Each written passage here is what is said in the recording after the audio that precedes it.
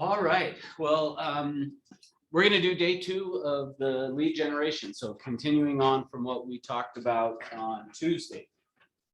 As we jump into that, or before we jump into that, what questions do you have, if any?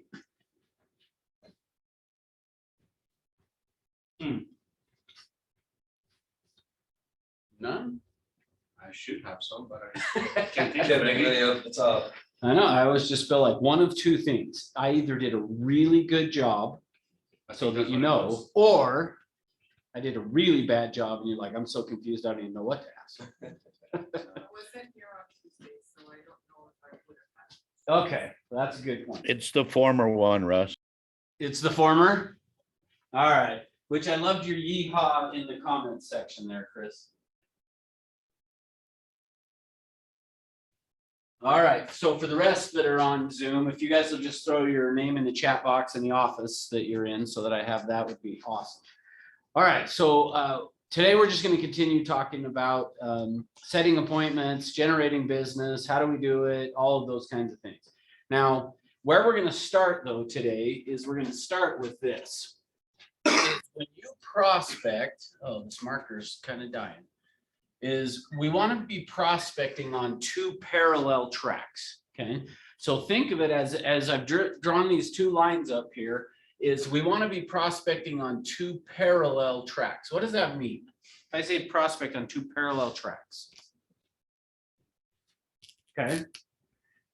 So basically what it means, let me see if this marker is working here. Yeah, that one works better. All right. Basically what it means is this, is when we go and prospect, what typically is going to happen is your job really is to go and find business. I mean, at the end of the day, like I don't know if that's necessarily the right way of saying it, meaning our job is to help people buy and sell a home, which is awesome and fun when we can do it. But without going out and prospecting, you're not going to have anybody to help buy or sell a home. So really what our job is we got to go figure out and find people to buy and sell homes at the end of the day. Now, so kind of it's a dual thing, but as we're prospecting, what we want to do is we want to be prospecting on parallel tracks, meaning we have a primary objective and a secondary objective. So anytime you are doing any form of prospecting, I don't care what it is, doesn't matter what type it is, you want to be having a primary objective, which is our primary objective is always going to be, is that we are looking for now business. See how many smart people there I know only 3 in person today, still on Zoom.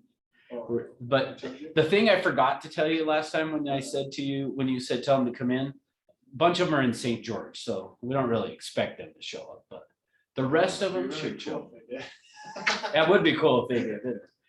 All right, so thank you. Okay, so we want to be looking for, or excuse me, we have a primary objective and then we have a secondary objective. Our primary objective is what? Let me see if you guys learned anything on Tuesday. So Jessica, you're excused from this question. But Setting what's up. up? Get appointments. Good, yes. Woo-hoo. Exactly. So Abby, are you really on today? Yes. I asked you 2 questions on Tuesday and you never answered me. Sorry, I was probably dealing with my dog again. I'm just teasing you. I just have to give you a hard time because you're usually here in person, so. All right. Yes, our primary objective in our prospecting is typically most people when they're prospecting, they are looking for now business. Meaning all of us want to go find somebody that wants to either buy or sell a house tomorrow or today or whatever, right? That's what now looks like. And so when we're prospecting, we want to be looking for the now business. Our primary objective then is to set an appointment. So think of it this way, is we're looking for now business, and now business is going to look like we set an appointment with the person. So when we're on the phone talking to them, which is what we talked about yesterday, Tuesday, when we went through the connect, create value, close, and we spent a bunch of time on that. That's what we're trying to do, is set an appointment. So your primary objective in prospecting is always going to be to set an appointment. That's our primary objective. But our secondary objective needs to be about looking for business in the future. Now, here's how I usually show what I mean by this. By a raise of hands, and I don't know how you guys on Zoom are going to do it, but I guess throw it in the chat box. I don't know. Who plans on having their real estate license and still be helping people buy and sell homes in a year from now? Okay, how about 2 years from now? Okay, so let me ask you this question. Sorry, I didn't give you guys on Zoom much of a chance to respond. So there we go. Abby said 5 years from now. 5 year. Okay, good. Yes. If that's the case, if that's true, which I believe it is for all of you, if that's true, and my primary objective in prospecting is to set an appointment, I'm probably going to come across people in my prospecting that want to buy or sell real estate. It's just they're not ready yet for whatever reason. Maybe they are going to get a promotion in the next year. Maybe they're going to retire in the next year. Maybe their kids are going to be done with school in the next year. Like whatever it is, they're just not ready to buy or sell right now. Well, if that's the case, are you going to need business a year from now or 2 years from now, or as Chris said, Absolutely. from now? Yeah, you're going to need business then too. Why not then, when we're prospecting and we come across somebody who's not ready to buy or sell today or tomorrow, whatever, that we're not probably going to set an appointment with because they're just saying to you, yeah, we're going to do it, but not till next summer.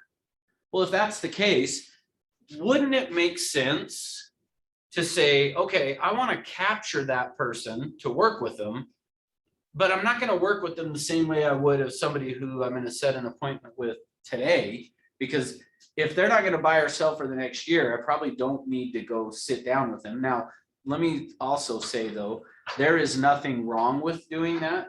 There would be nothing wrong with sitting down with somebody who is going to buy or sell a year from now or 2 years from now, you know, whenever it is you want to look at that. There would be nothing wrong with that. But I also would just say, you're not going to go show them houses. You're not going to actually spend a whole lot of time with them on getting their home listed for sale. So there should be a separate way we're going to work with it. But I want to make sure you guys are just really, really clear and you understand that whenever I'm prospecting, whatever type it is, I want to be doing it on two parallel tracks, meaning I'm doing it at the same time. I'm looking for the future business at the same time that I'm looking for the now business. See, there are a lot of real estate trainers out there that would tell you, well, if they're not going to buy or sell in the next, some of them say week, if they're not going to do it in the next 7 days, then you should not work with them. Well, that doesn't make any sense to me, because to me, I'm like, well, I'm going to need a transaction a year from now. I'm going to need a transaction 2 years from now. I'm going to need one 5 years from now. If I come across somebody who says, yes, we're thinking about it, but we're probably not going to do it for a year. We're not going to do it for 2 years, whatever it is, I want to capture it. So just know that when you're prospecting, we want to be looking for an appointment, our primary objective. So we'll sum up this piece of it. Your primary objective in prospecting is to set an appointment. Everybody's good with that, right? Like, we understand that. Yeah. Our secondary objective then would be to capture somebody as a lead. Think of it that way. Now, I'm going to classify it differently than a lead later on in the training, not today, but as we get further into some of the other trainings. And I'll show you what that looks like, of how we're going to do it. Today's not about that. Today's not going to be like, okay, how am I going to work with these people? But for today, what I just want you to know is your primary objective is to set an appointment every time you're on the phone, or you knock on a door, or you meet somebody. The secondary objective is then to capture their information so that I can stay in touch with them, add them to my database as a lead, okay? Now, with that in mind, the next piece we're going to talk about is we want to go to and talk about the buyer cycle. So kind of just making sure you guys understand. We're prospecting on two parallel tracks. We're looking for an appointment, but if I can't get one, then I want to capture somebody as a lead. Now, the reason I bring all this up is the next piece that I want to train you on and show you is what we call the buyer or the seller cycle.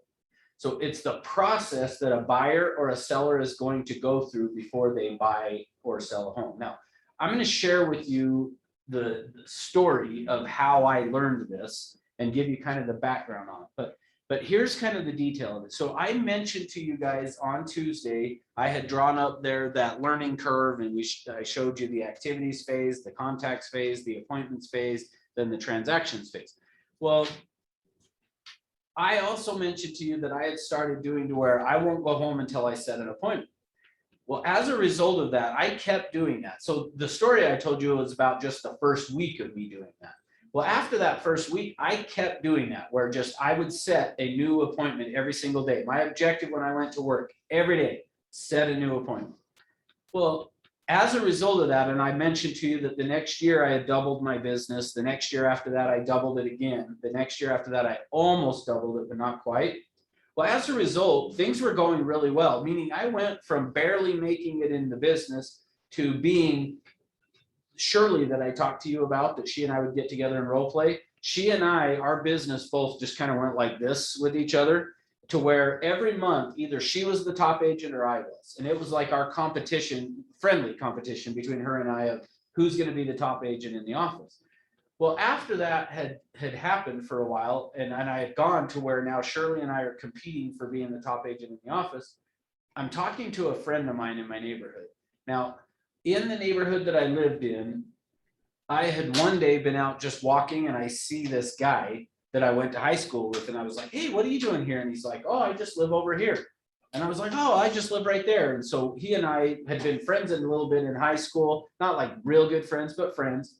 Well, now all of a sudden we see each other in the neighborhood. So now we start talking again. Well, he asks me one day, hey, so when are you going to move? And I said, I'm like, it totally caught me off guard. Like in my mind, there had been no thoughts of moving at all. Now, this is important, and I'll come back and explain why in a minute. But I had no plans of moving.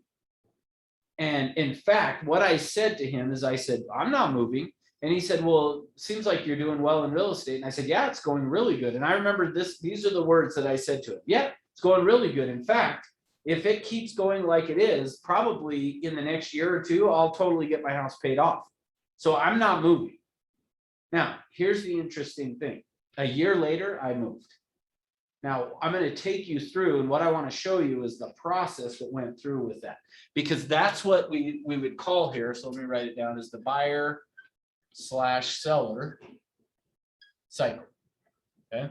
So this is the buyer/seller cycle, the process that, and this is the process that people go through before they buy or sell a home. Okay. Now, I didn't realize this at the time, meaning that when I was going through this process, I didn't realize I was going through the process. And what I'll tell you is the only reason I understand it now is because of just being involved in real estate and then sitting back and analyzing to figure out this is kind of what happened. But here's what I'll tell you. What I've learned is everybody who buys or sells goes through this process. Okay. So it's a 3-phase cycle. And it's broken down into these 3 areas. Now, the first area in this buyer or seller cycle is what we would call percolation. When you hear the word percolation or percolate, what do you think of?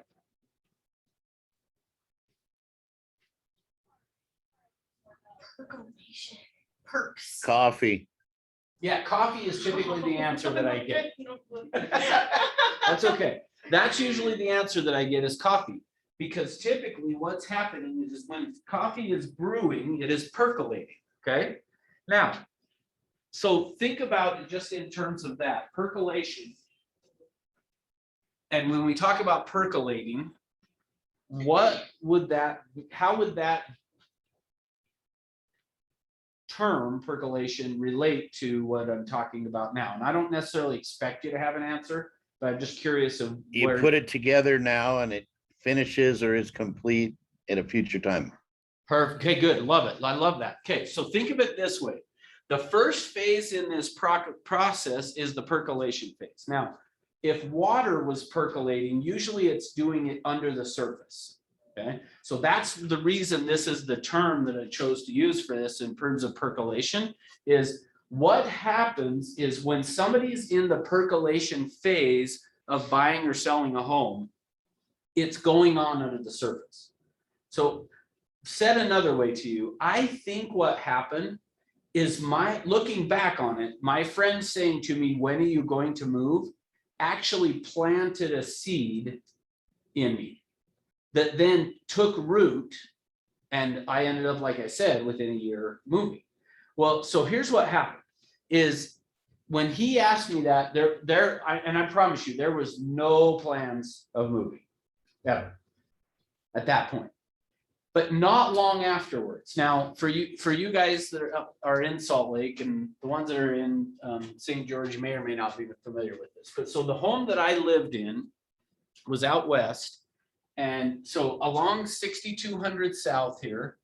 So assuming this is 6200 South, here's 5600 West, here's Bangerter Highway. So I'll put it as 2 lines so you know it's the highway. Here's Redwood Road, okay?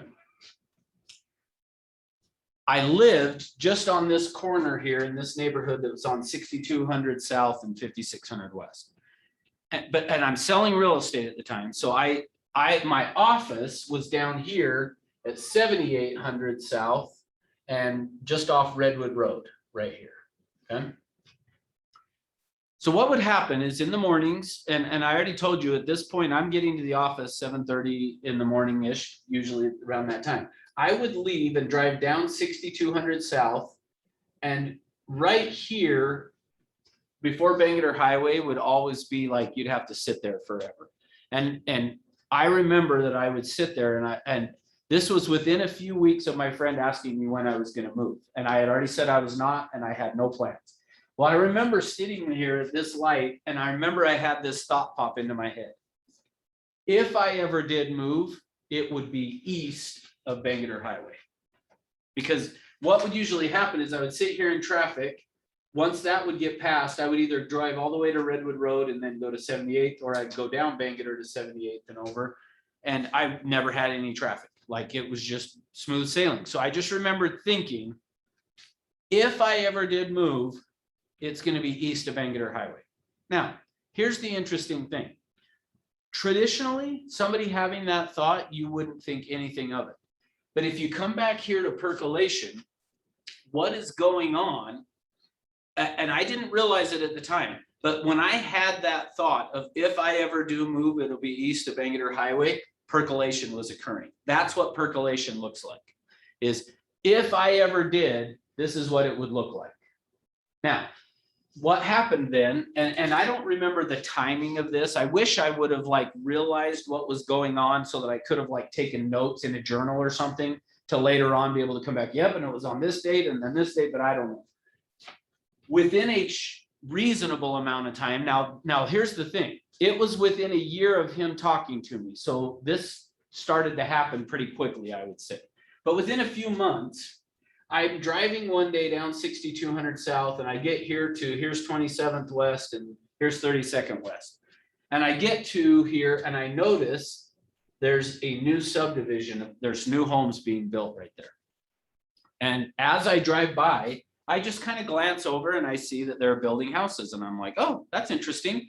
Now, as a result of being a realtor at the time, like I'm fascinated, I'm curious because they're building houses because I want to know about what's going on in the market. And so I see it and oh, they're building some houses there. Don't think much about it. I continue on, I go to work. Well, one day I decide I'm going to turn down here and drive through this neighborhood. And I turn and drive down through and I notice they've got this area that they're going to build a park. And you know, I could tell they were nicer houses. And so I just drove past it and that was it. Now, again, what's going on here with all this is percolation, meaning if I wasn't a realtor at the time and you would have knocked on my door or called me on the phone and said, Russ, when do you plan on moving? Guess what I would have said? Never. I'm not moving. I'm going to pay off my house and I'm going to stay here forever. That's what I would have said. Okay, so now keep that in mind. That's what I would have said to you. Now, the next time I drive by here, after I've driven through this neighborhood and I've got my wife in the car, I say to her, have you noticed this neighborhood that they're building over here? And she's like, no, I didn't notice they were building houses. Oh yeah, you gotta see it. So I turn and I drive down here and I drive through the neighborhood again here and I show her, oh, look, right here, like there's gonna be a park. And I don't remember how I knew that there was gonna be a park. I think that the builder must have had like a big sign or whatever that kind of showed what the neighborhood was gonna look like, because I don't remember that. But I just remember telling her, oh, look, there's gonna be a park right here. And anyway, and I was like, look at the houses, they look like they're gonna be really nice. And we continued on to wherever we were going. Well, in the meantime, so again, let me stop. This is all percolation, by the way, which what I want to make sure you guys are understanding in this, when somebody is in this percolation phase, the best way I can say it to you is think about it like planting a seed. Meaning, like if you went out and planted a whole bunch of seeds, not every seed is going to take root and turn into a tree or a plant or a whatever, but a lot of them do. Think of this as that same kind of a thing, is what's going on during percolation is everything that's happening is going on under the surface. So meaning at the conscious level, and let's say it that way to you. When I say under the surface, I mean this is all going on in an unconscious way. The person is not aware of what's happening to them. But you need to understand, similar to if I had planted a seed, the first thing that starts to happen with that seed is it starts its roots going first before it pops through the ground. So as a result of that, that's what this is. Think of percolation as being that, okay? Now, this is what was going on, but again, if you would have knocked on my door, called me on the phone, if you were even a friend of mine and said, so Russ, it looks like you're probably going to be moving in the next year, I would have been like, no, I'm not moving. Okay, I want to make sure you guys are really clear on that.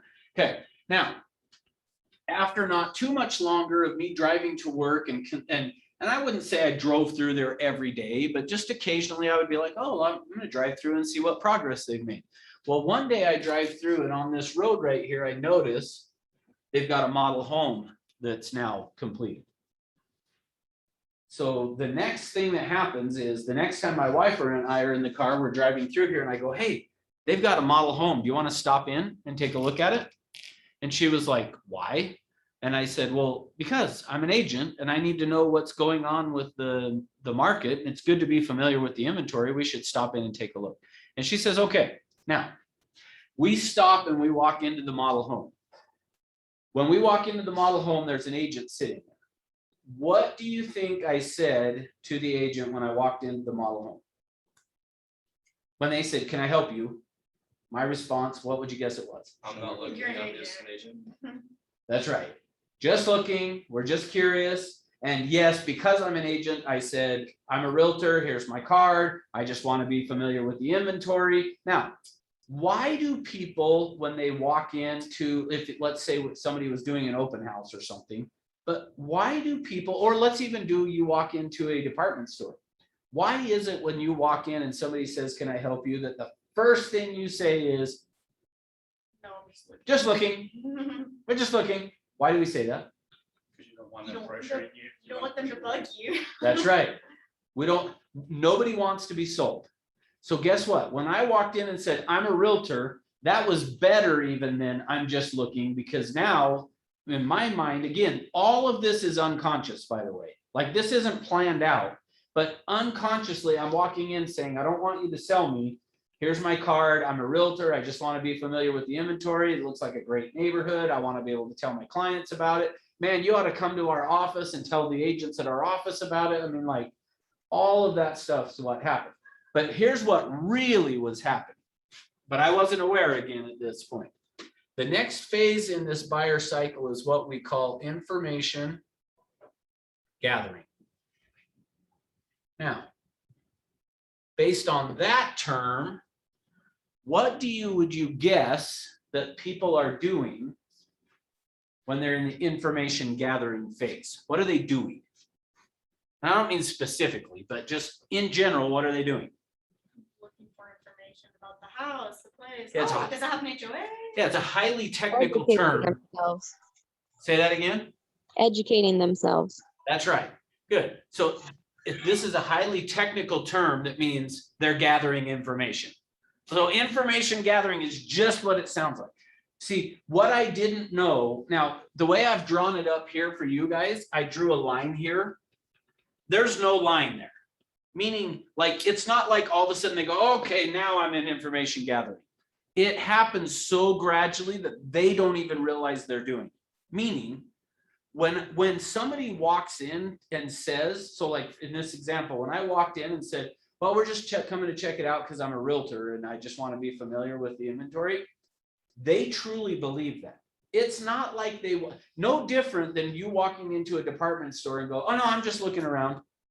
Like, you're not saying that because you're just, I don't even know what word to use. Like, it's not like you're lying. You're just, I just don't want to be bothered right now, right? Well, so the same kind of a thing with this, only I would say on this, just know there's no hard line. So it's not like they know they're now all of a sudden information gathering. They just kind of just slowly happens, okay? But that's what happened. Now, here's the interesting thing. So my wife and I go walking through this model home, and the whole time we're like, oh, look at this. Oh, look at the master bath and this and that. I mean, all of this stuff that we're loving about this house, this model home.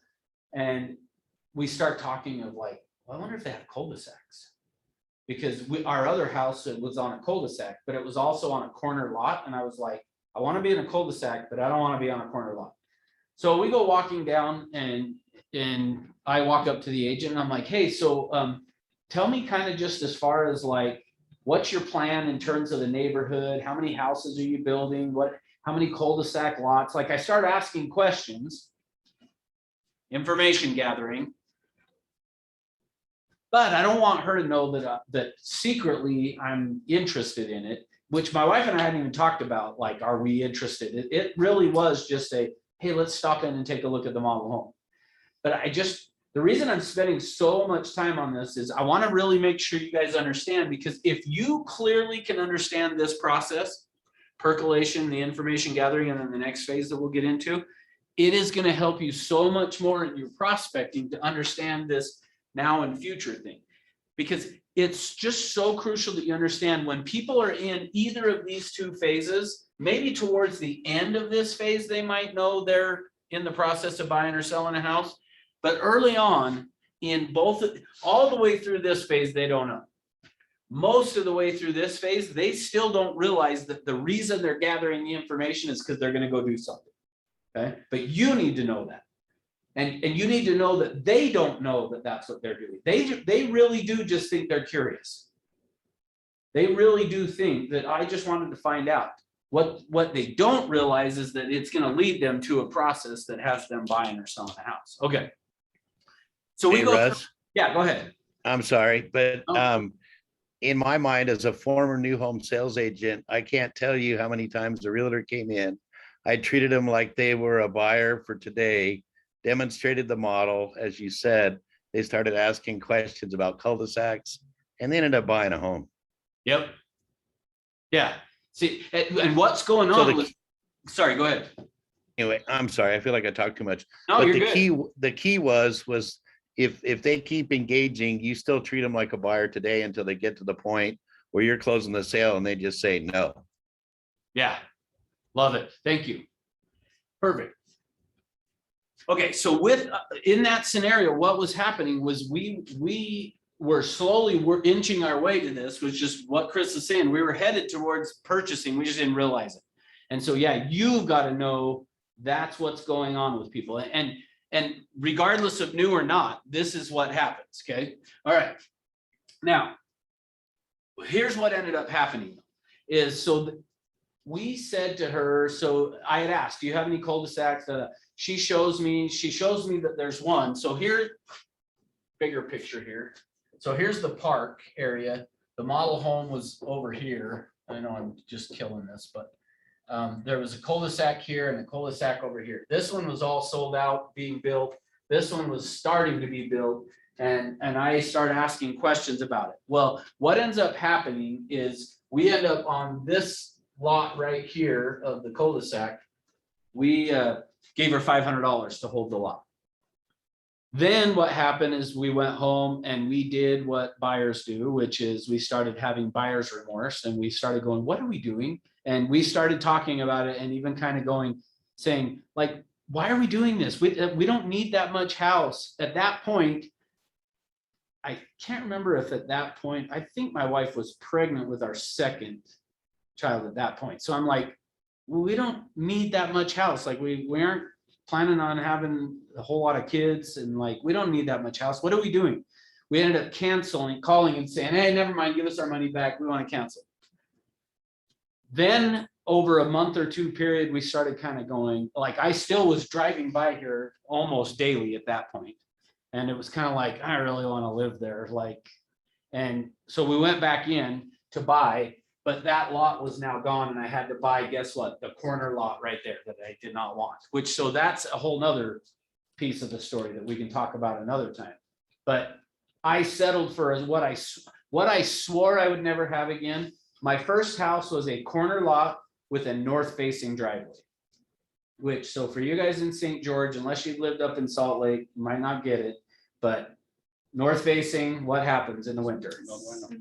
Yes, no bueno. No, son. That's right. You don't get the sun to melt the driveway. So as a result, I was like, I will never have a north facing driveway again. Well, this lot, our house was going to be a corner lot and I settled for it because the driveway would be west facing. Well, my wife goes to the construction meeting and they say, hey, if you want a 3-car garage, you're going to have, because of the setbacks, you're going to have to turn the garage and have it face this way, north face. Is the only way, without that, you can't have a 3-car garage on this lot. And I'm like, oh, all right, we'll do it. And I still hate it 20 years later. But Are you still there? yeah, still hate Okay. love the neighborhood, hate the north face in the winter anyway, still. But okay, so here's the point. Once they get through this information gathering, we went back and we then did put money down on that one. We went ahead, we bought it, we closed, we're still there, okay? But now the last phase in this is what we call the active phase. Now, how long the active phase lasts is going to vary, meaning that it's got some ebbs and flows to it. And what I mean by that is based upon what's happening in the market, how long this active phase lasts can shrink or expand depending on what's going on in the market. But as a general rule, it's 45 days. Okay. As a general rule, they're in the active phase of this. And again, it's going to vary person to person, but just to kind of give you a rough idea is 45 days is the amount of time that somebody is in the active phase. So active is like we're buying a house. So it's typically 45 days. So now let me tie this back together for you. When I started this whole thing by talking about you want to prospect on parallel tracks, we're looking for now business, but at the same time, we're looking to look for future. When I'm talking about looking for now business, typically the challenge that most agents have is when they are prospecting, they're only looking for people in this phase. If you're prospecting only for now business, you're only looking for people here. Well, what's the problem with that? And not that it's a problem, but what could be the challenge or the struggle with that? They might already be taken. Why? You're right. Why? Good question. Because they already have them You didn't stay in touch with them. and the information gathering. Good. You got to them then. Yes, right on, Chris, what you said too. So here's what's going on. What are they doing during information gathering? They're not only gathering information about the house they want to buy or if they want to sell, they're also gathering information about the agents. They're figuring out. So meaning they walk into a model home or let's not even do a model home. They're online searching properties and they come across, or you call them as an internet lead or something, you end up calling them part of what's going on, they're gonna tell you on the internet, we're just looking, we're just curious, right? That's what they're gonna say. And in fact, I would say people who start on the internet are for sure early, not always, but most of them, let me actually just take a minute and say this. Because remember, today is all about, we're going to talk about sources, so which we're going to get into right after this. So let me talk about in terms of like an internet lead for a minute. Or just kind of somewhat any lead, really. But if you stop and evaluate what's going on, so let me do it. Sorry. I'm like going 5 directions at once. I'm going to do one. An internet lead. What is going on with that is most agents, we actually did a study that, and this was in 2009 that I did this study, but I would tell you, if anything, it's gotten stronger, not weaker than what I'm going to tell you. We did a study in 2009. So in 2007, 2008, I oversaw for the company I was with. I wasn't with Everest at the time, but the company I was with, I oversaw all their internet leads. And part of what we did is we were frustrated because what agents do, and this happens still today too, but what agents do is they will get a lead from an internet source, and really this happens to all leads, but we're talking internet for now. They get a lead from an internet site and the agent calls them. And I already told you guys, what's the agent looking for when they call? An appointment. They're looking for the now business. But remember now, hopefully you're starting to understand how this all works. Most of the people there are not in that phase yet. Meaning an agent's trying to set an appointment and treat them like they're here. As a result of trying to when you treat somebody who's back here like they're here, they feel like you're a pushy salesperson, okay? So here's what happens is an agent's on there trying to treat them like they're here and set an appointment and get them to buy a house in the next little bit.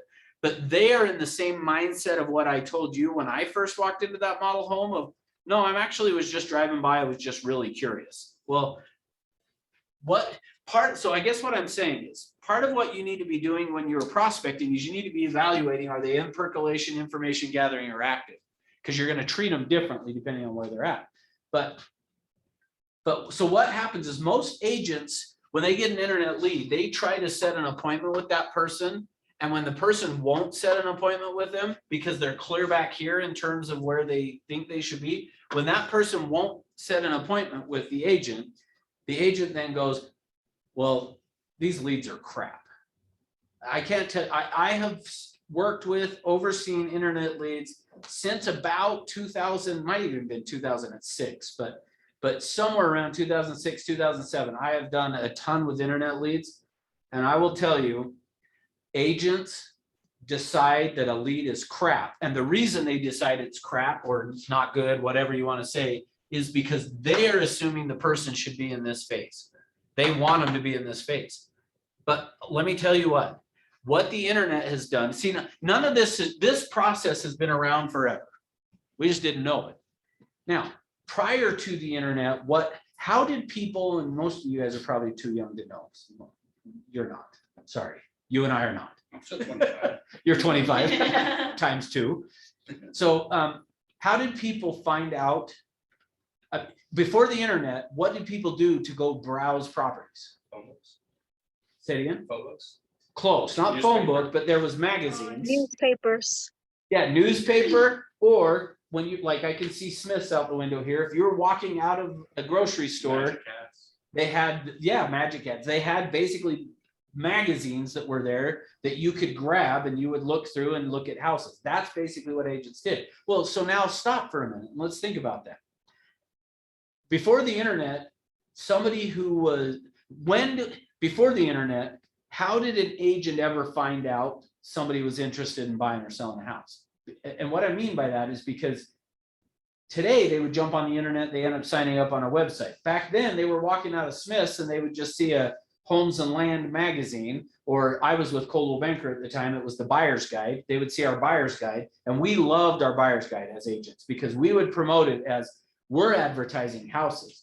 Most of the other magazines advertised agents. Like you had to sort through the magazine and look to find, so because every agent paid for a page versus ours was anyway, it doesn't matter, but we thought ours was the best.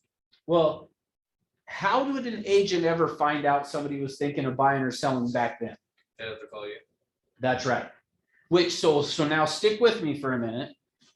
Where in this process would have somebody? What did he say? I'm sorry, Russ. What? Oh, was yeah, his- thank you I usually try to repeat, but he said they had to call the agent.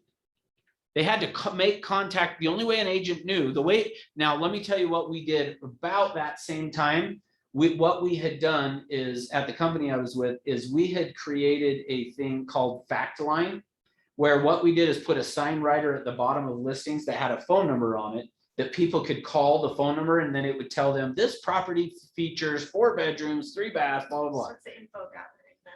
But that was when caller ID was pretty new. So meaning that prior to that, like when I was a kid and the phone rang, you never knew who it was till you answered it. Versus like today, we like see the phone ring, which I did during class. I pull it out. I don't know who it is. I set my phone over there. Like that's how we do it today. Back before we just answered. Well, caller ID was becoming a thing. And so this fact line was people would call the number, then we could capture their information so we could call them. But before that, the only way you ever knew somebody was thinking about it was they would call you. So where in this process would have they been? If they were, Information gathering? yeah, if they were calling the agent, they were here. So here's what I want you guys to understand. The only thing the internet's done is brought people to the surface that are thinking about doing something. So what I'm saying is this: if you work any type of an internet lead or you have a website or whatever, you have to, as an agent, know you're capturing most of those people are clear back here. So you can't assume that you're going to convert them into somebody who's going to buy or sell. Meaning, no different than my buddy saying to me, when are you going to sell your house and move? And I was like, I'm never moving. I promise you, within a year from him asking me that, I was moved. So here's what I'm saying. This whole process is, and this is going to vary, but usually for the most of the time, it's a 6 to 9 month process. Okay, go ahead, Marion. So I don't know if I'm jumping ahead or what, but Go ahead, jump ahead. how would you know, what question would you ask to know what phase they're in? Good question. And so to answer your question, I would say, yes, you are jumping ahead. We'll get there. We'll get there. But no, I'm glad you're asking the question though.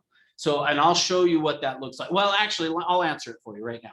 The question you're going to ask is, remember we talked on Wednesday about close, and there's only 5 ways: what time, which time, how soon, when, and where. The way you find out where they're at in this phase is you ask for an appointment. But here's what I'll tell you. You're typically going to have to ask them 3 times. Let me say it even different than that. Which of these 3 groups do you think is the hardest one to set an appointment? Percolation. Okay, why? Not fully committed. Okay. Still under the surface. And Just thinking about maybe the possibility of gathering information about And they don't want to be pushed around, they want to. okay. in what space. Okay, so for you guys online, in case you didn't hear that, is they're saying they don't want to be pushed around. They're just thinking about it. What if I told you the hardest one to set an appointment with is the active? They're the hardest people to set an appointment with. Why would that be? I've already given you the answer, by the way. They but don't know you. They're browsing agents. Because during information gathering, they've already made that decision. Part of what's gone on during information gathering is they figured out who they want to use. So for you to capture somebody who's in the active phase, you're going to have to be really good. So back to answering your question, the way I'm figuring out where people are at is I'm going to ask them for an appointment, but I'm probably going to have to ask 3 times. If I get told no 3 times in a row, they're probably not ready yet, and they're probably back into, or one of 2 things. Either they're further back into one of these phases, or they're right here, meaning they are.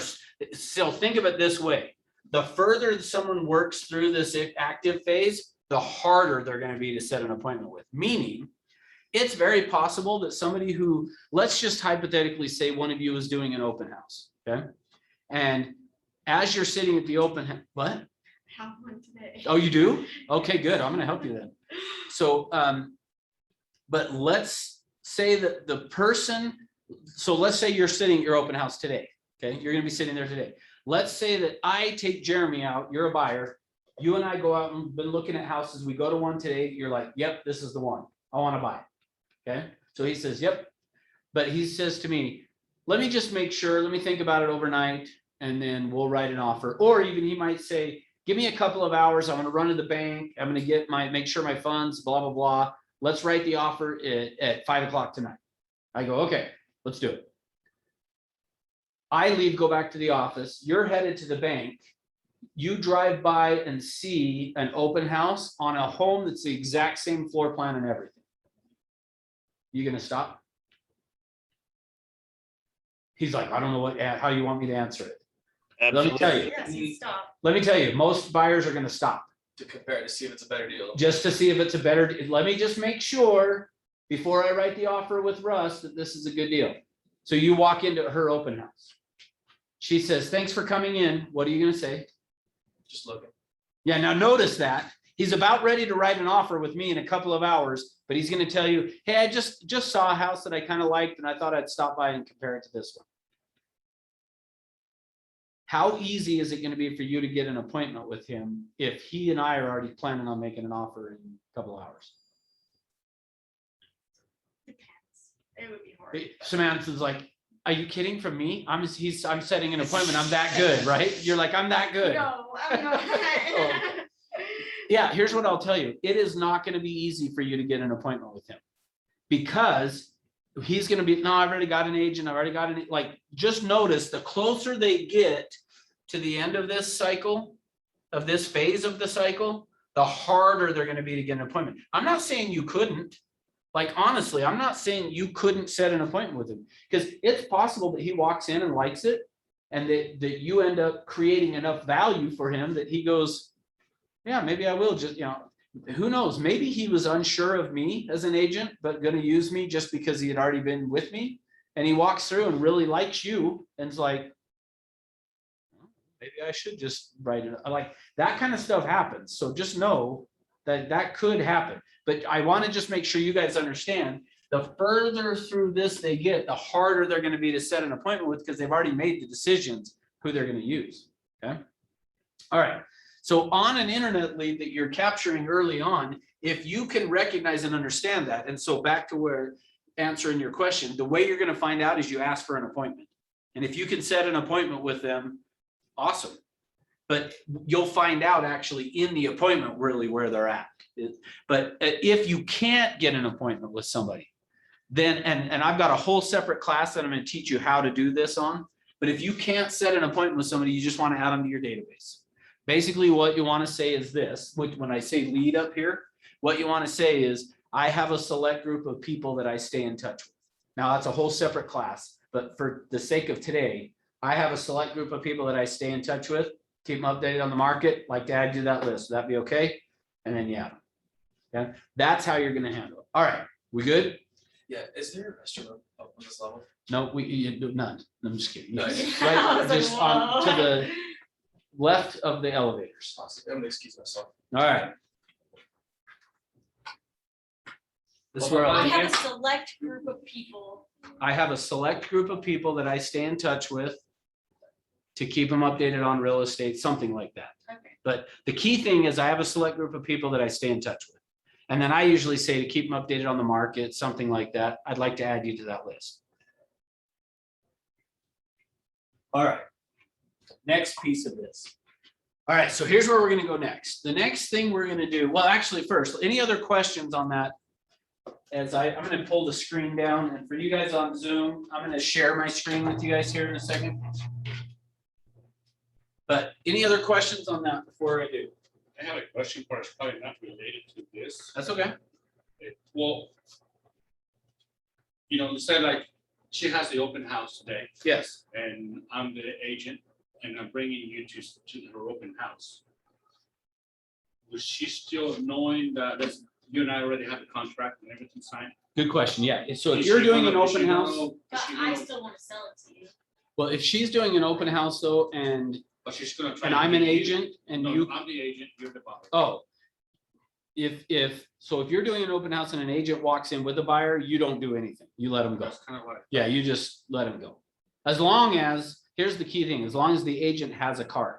Like, so if you were doing an open house and he and I walked in and he said, I'm a realtor. Great, do you have a card? And if he says no, then I'm gonna treat them as if he's not a realtor and I'm gonna try to capture this Why buyer. is that? Well, just because people lie. So, I mean, if you have a business card that you hand to me, then I'll be like, okay, I trust that you really are a realtor. But if they don't have a card, I'm gonna just assume they're lying, even though they're probably not, meaning, because a lot of people don't So carry what would cards you- What anymore. would you do then? Just a good question. We'll talk about it in a minute. Okay, sorry. No, you're good. But ultimately, the short answer is what we talked about Tuesday. I'm gonna try to connect with them. I'm gonna try to create value, and then I'm gonna ask for an appointment. So. I don't know if I'm taking from your class. No, but you're good. I think maybe I misunderstood you, that even. If she knew that I was already the agent, But if she knew you were, then the way I understood you is that don't even worry about that. You still Right. try and get the buyer, no, kind of push them. no, So that's not, no. okay. If she knows you're an agent, just let them go. Okay. Don't try to get an appointment. Don't bug them. Just, I mean, you might talk to them about answering questions or whatever, but you're not gonna try to capture. Here's the thing. Let me say this. When you do an open house, your only objective in the open house, your objective is not to sell the house. No. I know it's counter to what you would think. Yeah. I mean, but here's the thing, if somebody walks in and wants to buy the house, they want to buy the house. You're not going to do anything to make them want to buy the house. So don't do that. So in fact, the biggest secret to setting an appointment at an open house, don't talk about the house. Don't say anything about the house.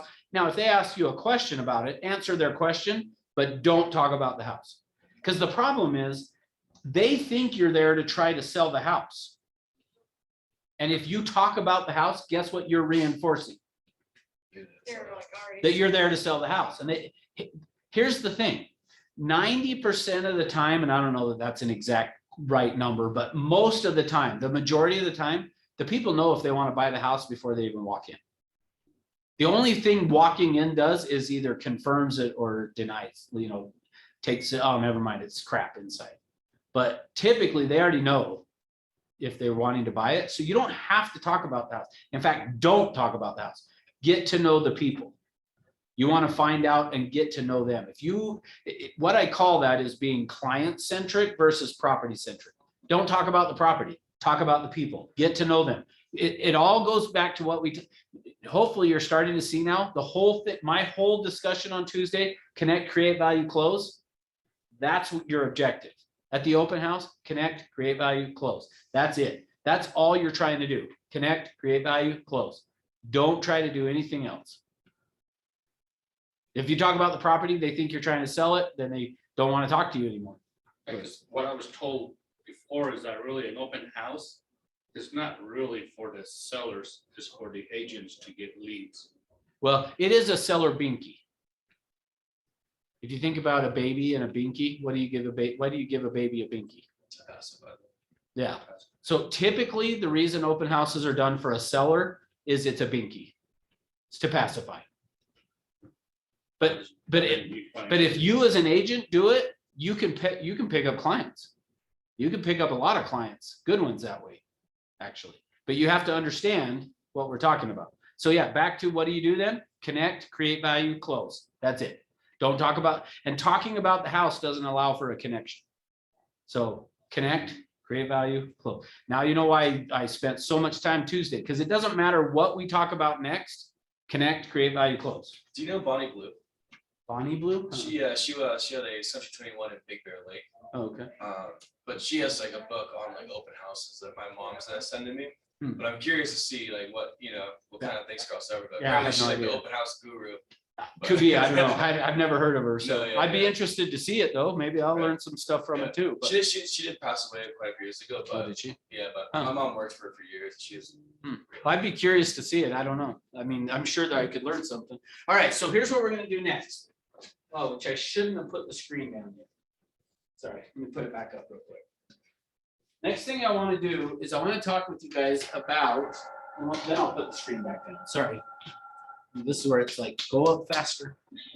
Okay, here's what I want to do next. The next thing we're going to do is we're going to create a list. And so for the next bit of the class, we're going to talk about, okay, what are the ways we could generate clients? And then how do we go about doing it? Okay, so what I want you guys to do now is want you to tell me what are some ways that we could go about it. So for example, and I'm going to list them up here and then we'll talk about it. So we just were talking about open house. So I'll put open house right there. Okay, what other ways can we pick up clients? Another one we talked about already is internet leads. So I'll write But up. isn't there like multiple ways with internet leads? Or are you, when you say internet leads, do you just mean like people who have signed up for something on your website? Well, when you Or on say the there's MLS. multiple ways, tell me what you mean. Like, isn't there multiple sources Like what? to find leads? Well, I mean, so the only reason I'm questioning a Like little bit is, Vortex and oh, MLS yes, okay, and- yes, I can understand what you're asking. Okay. Yes, when I say this internet lead, I'm meaning people who have signed up on a website. Okay. Social media. Okay, good. Social media. What else? What other ways can we, and we've talked about a number of these already, so I'll remind you. Ads. Okay, ads. I'm just gonna put advertising. Because then we can just lump any advertising kind of a thing in there. Okay, what else? And you guys on Zoom can answer too. Okay, door knocking, good. So I'm gonna put that one over here. Mailers.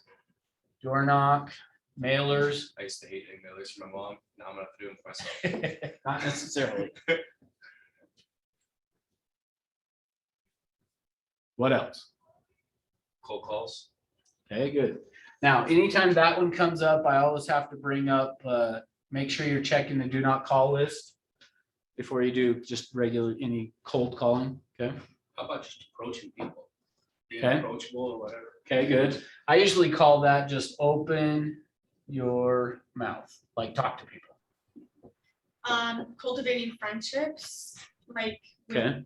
people around you. So I'm gonna put that one right here and call it SOI, Okay. okay? And networking would fall under that same area. What else? There's at least 4 more that I can think of off the top of my head. Let me start giving you some. For sale by owner? Isn't that cold calling though? Yes and When no. and, like, I mean, it expires? kind of is, but so good, expired. So, I mean, it kind of is cold calling, but you at least, I like to call these, and actually the internet leads, I like to call those people hand raisers. They've expressed an interest. So for sale by owner and expired are hand raisers, internet leads, hand raisers. People I called yesterday. How about word of mouth? Like they were raising their hands. How about what? Word of mouth. Word of mouth? Okay, so I'm gonna put that one here and just call it referrals. Cause that's a really good one.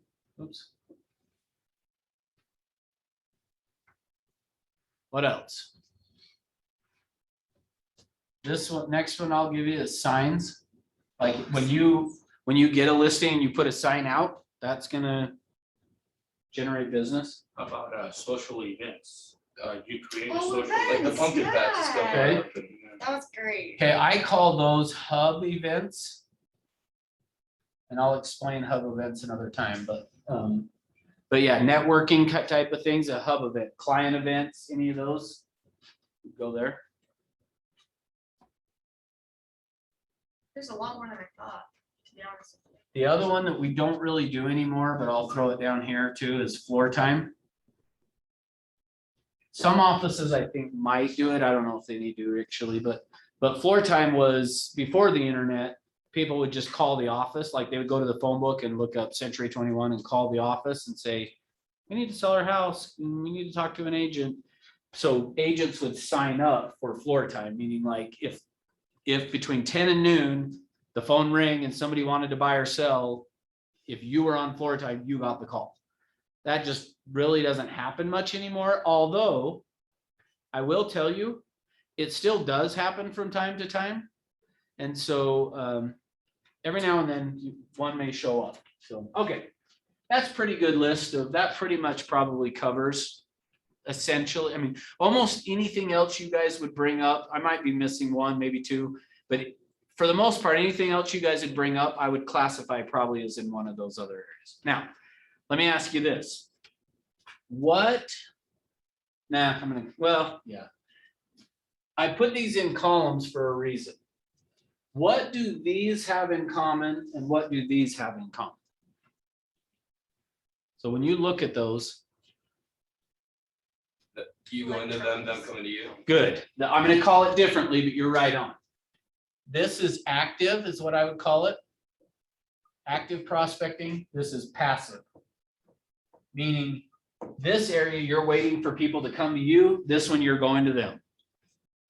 Now, the SOI and referrals, I put it in the middle because depending on how you work it, it could go either direction. Meaning if you do these right, it'll end up in the active phase. If you don't, they'll end up in the passive. Okay, now with that in mind, now remember part of this, like hopefully somewhat you guys are kind of seeing that everything that I've been teaching you guys, hopefully you're going to kind of start to see connections and how the pieces come together and stuff. So last Thursday, we did business planning, which I don't remember who all was here for that. Were you here for business planning? Yeah, I was thinking you were too. You weren't. I was not. Okay. In business planning, one of the things I'll teach you guys that weren't there, for you guys that are online that were there, is you need to have 2 or 3 areas that you're going to prospect in as far as sources of business. One has to be your sphere of influence, okay? The other 1 or 2 you decide, and we just listed there the choices, okay? So now, next thing that I'm going to show you, so let me get the screen turned on, and for you guys on Zoom, I'm going to share my screen with you so you'll be able to see it here. This, I've only been for, this is my first week. Oh, good. Where's that? Yeah, this is Dave. Yeah, so.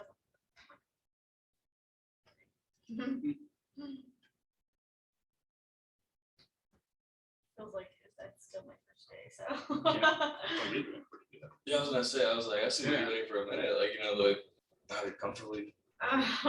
Okay, can you guys on Zoom see that? Yes, sir. Okay. Okay, so here's what we're gonna do next. So I'm gonna turn off the lights so you guys can see a little better here. All right, so what we're gonna look at now is I'm gonna show you guys some slides that are a survey that the National Association of Realtors does. Every year in July, they send out surveys to people that have bought and sold homes. But they use actually the tax records to send out the surveys. They don't use the MLS. And the reason they use the tax records to send out the surveys is because they want to include for sale by owners as well. And if we only send it to people who are on the MLS, we wouldn't get people who have sold for sale by owner. What you're looking at, so in July, they send this out. Then from July until September. So they're still right now for 2021 working on this right now, okay? They're trying to get people to respond. So they're contacting them, calling them, sending stuff to them. They're getting people to respond to the survey. The end of September, they will then take whatever data they've gotten and compile it. And then in November, they will release it. So the 2021 survey of home buyers and sellers will come out in November of this year. So the most recent one we have is 2020, which I'm going to show you in a minute. The one you're looking at right now, you'll see up at the top, it says 2018. The only reason I'm showing you the 2018 on this is because I like the format. And in 2019, they did away with this format. So I'll show you the 2020 version of this, and you'll see why I'm showing you this one. What you're looking at right here, though, is this green line at the top is the number of all the transactions that happen. The green line at the top is the people who used an agent that they used an agent to sell their house. Okay, so you'll notice that if we go back here to 1981, like 85%, then in 85, it had dropped to 75%, then it kind of zigzagged a little bit. It's been pretty consistent, slowly up trending, right? Now, one of the things that you're going to hear, so here's the thing. So I want to have a little bit of a discussion. I probably should have done it before I threw this up about empirical data versus anecdotal data. What is the difference between empirical data and anecdotal? You guys know? First time I heard the word. Okay, I'll tell you that. So empirical data would be scientific in nature, meaning like you can prove it. Anecdotal is the stories we tell. In real estate, there is a lot of anecdotal information, meaning we make up a lot of stories. And when I say make it up, they're usually grounded in something, but it's one of those like the telephone game that if I whispered something to Sam and then she told you and you told Jeremy and Jeremy told Jessica, by the time it gets back to me, it's like, that's not what I said to them. So that's anecdotal, is there's no proof behind it. It's just stories we tell. Well, one of the things you guys are going to hear is that you'll hear somewhere between 80% and 98% of all for sale by owners end up listing their home. That's anecdotal. There's no, now why I say that is this would be empirical data. And if you're going to hear people tell you, according to the National Association of Realtors, 80% or 88% or 98% of all for sale by owners end up listing their home. Well, if that was true, if NAR said something like that, it would be in this survey. I have bought this survey just about every year since 2003. They've never once posted what percentage of for sale by owners end up listing their home. So there is no NAR data to back it up.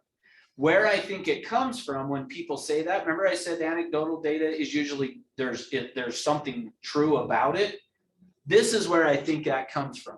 Because when you hear people talking between 80 and 98%, I think it's because of this. But that's not what this says. This doesn't say that 88% or 91% of the people who sold their home were a for sale by owner and then listed with an agent. No, what it says is 88%, most of this is, if you averaged it out, it's probably 88% of the people who sold their house used an agent. So we don't know how many tried it for sale by owner first and then listed with an agent. In fact, if you stop and think about it, there's really no way to know. If I was a for sale by owner and I just put a for sale by owner sign in my front yard and I did no other advertising, how would anybody ever know if you know what I'm saying? If you stop and look at it, there is no way to know how many for sale by owners there really are across the country, unless you drove every street every day and saw their sign. So that's the challenge. So what this is saying is just of all the sales that happened, that's the percentage. The blue line down here is the number of sales of the total sales that were for sale by owner. So what that's saying is in 2018, 7% of all the homes that sold were a for sale by owner. So not quite 1 out of 10, but I mean, because if you stop and thought, if 1 out of every 10 homes that sold was a for sale by owner, which basically back in here is kind of what it was, like that would actually tell you they can get their home sold. Now, this might sound or feel like I'm kind of being negative of like, don't work for sale by owners, but that's not what I'm saying. I just want you guys to have the real data. Remember, I think I told you guys Tuesday, power comes out of telling the truth. Well, I'm just telling you the truth. Now, this other line is just other, and I don't know what that is, but this is what happens. So now let me show you what 2020 looks like. So this is this, now you'll see why I keep that 2018, because this says the same thing that other one says. I just don't like the format. So in 2020, if you look over here on 2019, so 2007, was 7%. Hey, Russ, Yes. I'm sorry to interrupt, but at least on my Zoom screen, the far right side of what you have displayed, like the 2020 year, is not visible because it shows my name and everybody else on Zoom. Is there any way to get rid of that? I think if you click on where it shows participants, You can move it. or you can drag there should be like a thing in the middle, you could drag it to make the other bigger. Is everybody else having the same issue or is it just Chris? You can minimize it from the Yeah, top, top left, top left. rookie, thanks, bye. Okay, cool. Okay, good. All right. So in 2020, you'll see it ticked back up a little bit. It went to 8%. So 8 instead of the 91 down here, and sorry, I should be using the mouse so you guys online can see what I'm doing. Down here, this was the 2018 that we looked at last time. So here's what happened is it went to 89 and 89. Okay. All right. Next, I can tell you guys are bored, so. All right, here's the main thing I want you guys to see though. And this part is crucial because a lot of times agents, my wife one day said to me, if you weren't an agent and we were gonna sell our house, I would try it for sale by owner. And I was like, what? No, we wouldn't. And this is the reason I said that though, because most people don't know what I'm about to show you now. What you're looking at now is this is showing the median sales price for all sellers is 240 in 2020 was 242,300. All for sale by owners, the median price was 217.9. Now let me explain to you guys. I know some of you probably know this, but I know a lot don't. The difference between average and mean. Average would be, let me explain average this way. If we wanted to figure out our average income, and let's just say, for the sake of cuz, that Jessica made $10 million last year. And let's say I made no money. And let's say you three, two of you made 125,000 and you made 150. Okay. Now, if we were to average out our income, but Jessica made 10 million, so there's 5 of us. And we said, okay, what would be our average income out of the 5 of us? If hers is 10 million, mine's 0, you guys are both 125 and he's 150. Add them up, divide by 5. Add them up, divide by 5. Well, if we added that up, it's going to be 10 million, what? 400,000. Okay, divide that by 5. Essentially, it's how much? 2 million each, over 2 million each. Is that truly reflective of what our average income would be? No. No. So that's why we don't use average on this. We use mean. The way mean works is like this. She made $10 million last year. I made 0. You both made 125. He made 150. The mean income for us would be 150,000. Is that closer to the truth? Yeah, I mean, that's But reflective. she's also trying to just keep you here. Say that again? She sent me a client last night that was like. Oh, sorry, not talking to us apparently. Sydney, LA, Utah, New York. And I was just, immediately. All right, sorry, Melissa, I muted you. Okay. So, Is that the median? That's the mean. yes. Okay. Yeah, so basically it's to get to the middle, which is going to be more reflective of what happened. Meaning, if we said we averaged $2 million, like people would be like, wow, you guys are all rich. And you guys, you know, I'm like, I didn't make any money at all. Versus when we do it this way, the median, I said mean, sorry. Yeah, median, sorry. Median, which the mean is the middle, but the median income or median selling price gets rid of any outliers. See, that's what, by switching it to median, got rid of the outliers. It got rid of me being 0 and it got rid of her doing 10 million and figured out kind of like, this is what's really going on. Does that make sense? Yeah. Okay, so that's what we're looking at here on this is the median selling price. Sorry, I don't know why I was saying mean. So thank you. I was thinking median the whole time. Yeah, I was remembering, you know, elementary math. Math, yeah. Okay, so for sale by owners, their median selling price is 217.9. But if they knew the buyer, it actually dropped down to 176, which makes sense. That if you were a for sale by owner and you were selling it to your family member, you're probably going to give them a good deal. Therefore, it's a lower price. So to me, you would want to throw that out. And instead, this is the number I think we really want to focus on. This is the most important thing I want you guys to understand about for sale by owners. If they didn't know the buyer, their median sales price was 255,000. Okay. If somebody used an agent to sell their house, though, it was $295. If they used an agent only, it was $295. If they tried it first, this is the closest thing we have to the whole FSBO thing. If they did try it FSBO first and then listed with an agent, they got $269. Now, you guys tell me for a minute, why does somebody sell their home for sale by owner? They think they're saving commission. That's right. To They, save money. they think they're gonna save commission, which makes sense. And remember, I said to you guys on Tuesday, the empathy, if I were you, I would want to save the commission too. Like, I get it. I'm all about saving money. But now if we look at the truth of this, when they sell it on their own, what's that? I was doing the role play stuff. It's like, if I can make you more money, Yeah, that's it doesn't right. really matter how much you pay Well, me. and, but that's the Like key. this This is is, how, this, I'm glad that. It's you like this- did visualize it. this. Can The we get a reason- copy of this? yeah, take a picture. All right. So here's the good news, actually. So just. for- Russ, I'm sorry. Is there any way you can email us these last two graphs, or is that not possible? Yeah, no, I can. But what I will have you do is if you'll send me an email to remind me, because I might not remember. But here's what I'll tell you, actually, let me say it this way. I don't know if this still is the case.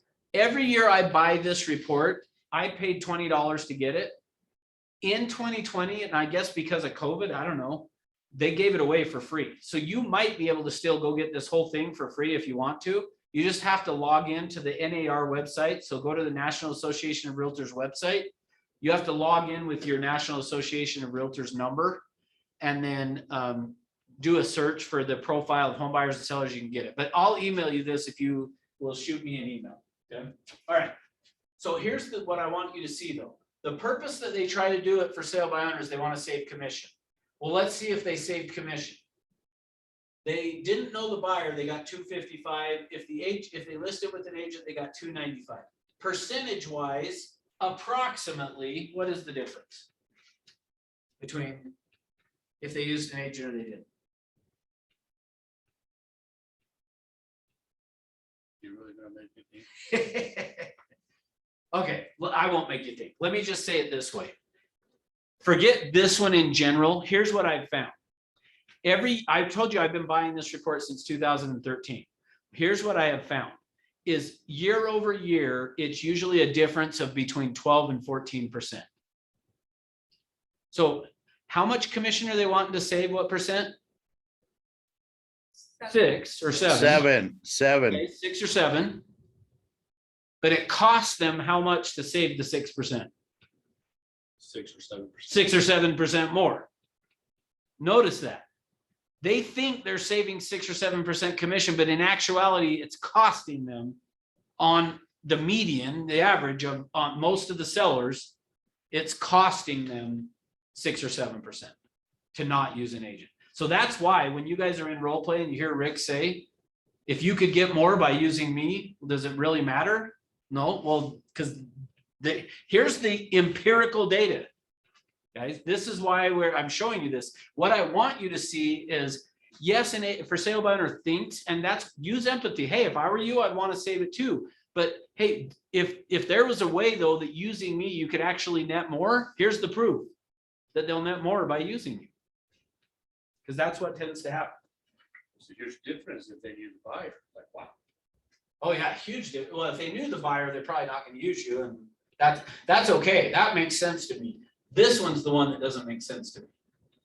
Why, if you don't know the buyer, why would you do that, and why would you give away that much money? All right. This next one we're going to look at here now is this is how the sellers chose their agent they were going to list their home with. Okay. And as you look at that, what stands out to you? Now, I don't know how well you guys can see. You might need to get closer to it. Referral is like all of the percentage pretty much. Yeah, what do you mean by that? You're right. Say, what do you mean by it's all the percentage? Like 38% or first time sellers, I guess this is 46%. So all sellers, 47%. Half of the people, half the business that you're gonna get is from referrals then. Okay, The good. rest So, is like yeah. 1%. good. So let me restate what you just said. If you look at this, you'll see 41% were referred by or as a friend, neighbor, or relative. 26% used the agent previously. If you, in my mind, if you add these two together, that's your sphere of influence. That's 67%. 2/3 of the time, the way the seller is going to choose who they're going to list their home with is because of they either used them in the past or they were referred by a friend, neighbor, or relative. So yeah, if this doesn't drive the message home of you got to call your sphere of influence, and if you're like, well, I don't have one, then go create one, which is why I said when you're prospecting, prospect on 2 parallel tracks. Go create a database of people, build the relationships so that over time they'll start referring to you. Does that make sense? And we're going to do a whole class on that. But what do you notice after that? The rest of these? They're minuscule. Yeah, that's right. It almost doesn't matter, which is why now you're seeing why I said to you guys, you have to work your sphere of influence and then choose 1 or 2 others. The reason why I say choose 1 or 2 others, because it almost doesn't matter which one you do. But choose 1 or 2. So here's the key thing. Well, I'll come back to it. Let me do buyers now. So that's the sellers. Well, the 3rd best way to get a seller is other. I just wish I knew what that was so we could do it. Because that's the 3rd best way. All right. Oh, actually, one other thing. Let me go back. Make sure, no, I'm gonna do it on the next one. I'll do it on this one. All right. The buyers, how do buyers find their agent? What do you notice when you look at this one? Same thing. Yeah, same concept. Referral dominates. Yep. Referral or SOI is 53% of the time. 10% is other, and then the rest kind of drop off. And now, notice this though. You're gonna get hit up by a lot of people. So in fact, actually, Jeremy, you brought up of mailings and doing postcards and all that kind of stuff. Let's take a look at how good that is. Here's the return. That asterisk means it's less than 1%. So spend a lot of money on that. Yeah, definitely not. Saw the agent's social media page without a connection, less than 1%. Can I ask a dumb question then? Please. Why am I getting so many of them? And from what I feel like is, I mean, they're trying to make it like high end luxury home, blah, blah, blah, you know, like that, Meaning- if that's a lot of money and- to send out and you don't get a lot of return on it, why do so many people do it? Because it's And easy. I'd like to add to that question, because you often hear people talk about farming neighborhoods, right? Or areas where it's like Yeah. they just send postcards to a certain neighborhood and they try to like become the agent for that area. Yep. Yeah, so to answer the Brielle's question first was the reason is because it's easy. The reason so many people do it is because it's easier to do that than to pick up the phone and call somebody. And they just think, well, I'll get something off it. So then for yours, Melissa, let me share, actually, I'll share you a quick story. So the neighborhood that I live in, which we talked about already, but is a PUD. So that area that we were talking about this morning is a PUD. It's planned unit development. Contained within that, we are part of an HOA. We have an HOA newsletter that goes out every month. For years and years and years, I advertised in that. But the way I did it was different than the way most people would have approached it. What I did is I created here's the homes that have sold in our neighborhood. Here's the ones that are for sale. Here's the ones that are under contract. And I listed out the detail, like it was information that people were curious about, but I wasn't expecting to only do that and get business. So in addition to that, I called the people. So now let me actually so once I started doing training, so 2000 and, well, I still was advertising then. About 2010, I realized my focus is training. It's not on going out and doing sales. I quit working my sphere of influence. I quit marketing to my neighborhood even. But somebody else that didn't live in the neighborhood found out about our neighborhood, found out that they could advertise in it. This person, so here's the answer to the question. That lady advertised every single month in our newsletter for 3 years. At the end of 3 years of advertising, she got a listing. Prior to that, she had gotten nothing. For 3 years, every month, putting an ad in our newsletter, she got nothing. 3 years into it, she finally got a listing. They overpriced it and it never sold. She never advertised in our neighborhood again. So so the thing is, people do it because it's easy and they feel like it's going to get them all of this stuff. But here's the key piece. So even though I was kind of joking with Jeremy about his mom doing mailings and stuff, you need to do some type of a mailing, but you got to do a follow-up phone call with it to have it be any effect. If you don't do a follow-up phone call, don't waste your money. That's the difference of, so when I was doing it and picked my neighborhood and was farming it, I also called through the people that are there too. If you don't do that, then don't bother. So Rick Bentley, a lot of times when he's in the class here, I will point out, if he comes and sits in here, and a lot of times at the end, he'll show up. I'll point out the advertising, because every year he mails a calendar to his SOI. And so I usually will point out, yeah, make sure you do that because it's less than a 1% return. But here's the key. If you want to do a mailing and send a calendar to people, awesome. Just make sure you're doing a phone call with it, and then it's worth it. But if you don't do the phone call, don't waste your money. I have listed a lot of houses that had another agent's calendar hanging on the wall. I listed a lot of houses that had another agent's business card on the refrigerator. Like by the way, if you put your picture on your business card, the reason people put them on the refrigerator, did you know that the reason they do that is because it's a great weight loss? Like when they go to the refrigerator to open it and they see, I'll look at the guys, not the girls. When they see your picture on their refrigerator, they lose their appetite. I'm just kidding. Oh, God. Hey, Russ. It's a great weight loss. I was so confused. Hey, Russ, Yeah, my picture would cause them to never eat again. yeah, see, it's a great weight loss thing. So I'm I'm kidding. also looking at this, it looks like social media is not all that great either. Yeah, if what you're doing is social media with, well, this one's talking about, oh no, this one was new, the person, yeah. Again, if all you're doing is posting stuff on there and you're not doing some of the other personal follow-up, yeah, it doesn't do you any good. And I don't want to say it doesn't do you any good, but it's not very effective. Meaning, because what they did with this, what's happened is that the NAR sent this out and asked them, how did you choose your agent? And they're saying, well, friend, neighbor, or relative. So my guess is it could have been, so to answer your question, on a lot of this stuff, it could have been that they are friends with them and they see their social media posts and stuff, but the clients doing it more of, they were a friend, neighbor, or relative. I didn't list with them because of their social media. I listed with them because of this. Does that make sense? So I'm okay with you doing social media stuff.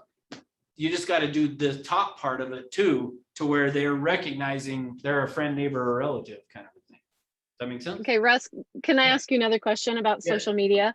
Yes. I feel like there's such a push that like you have to have a digital footprint and a web presence. And even I can't tell you how many emails I've gotten from the marketing department as a new agent that's like, we need this login and this login and this login, and we're going to set up your. Yeah. I think we lost you. Or is that it? The whole like entering into Instagram and Facebook, it's kind of scary for me because I don't know that, like, it almost seems like a full-time job to manage all of that. Right, totally agree. And I would say it's not necessary.